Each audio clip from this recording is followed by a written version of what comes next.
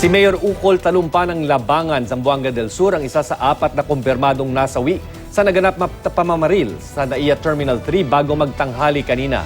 Alamin natin ang latest update sa balitang yan mula kay June Veneracion. June.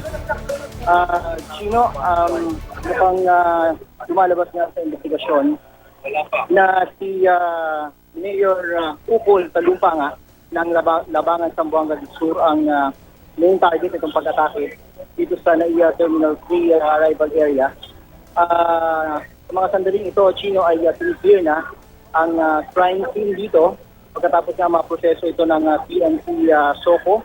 Mga 17 empty shells ng 45 caliber pistol yung na-recover ng PNP SOCO dito at isang magazine ng caliber 45, sabi ng mga investigador, sabi ng particular nitong Aviation Security Group ng Philippine National Police ay nakapag-change mag pa yung nakapag-change mag pa, ibig sabihin nagpalit nung magazine ng 45 caliber at saka nagtaksak pa ng panibagong magazine at tinuloy yung kanyang pamamaril. Ang nangyari daw dito, nag-abang itong lone gunman dito sa may pagitan itong Bay 1 at Bay 2, di pagan yung grupo ni Mayor Ukol at doon pinagbabaril. Naka-uniforme daw ito ng police.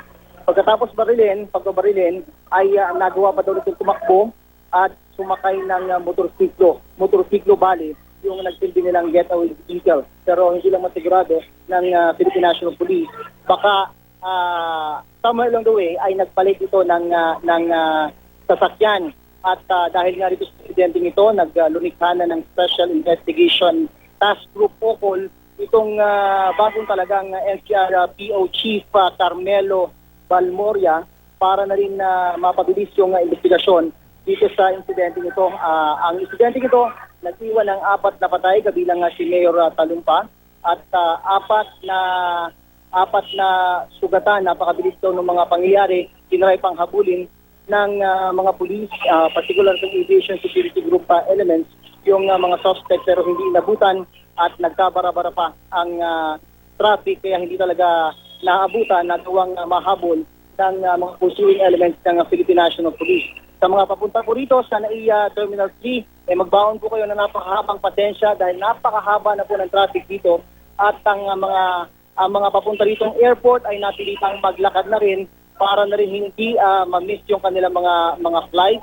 Kaya nga ang ginawa rito kung sabing inutusan itong mga taga-SOCO na kung maaring mapabilis na at ma-follow na yung lahat ng mga protocol ng kanilang investigation ay kung pwede nang ma-open o maalis yung mga bara o nakakordon dito sa crime scene. Kaya ito na nga yung ginagawa ngayon, nililinis ito, ini-clear para makatulong na rin para paisan yung daloy ng traffic papunta rito sa NAIA Terminal 3 Chino.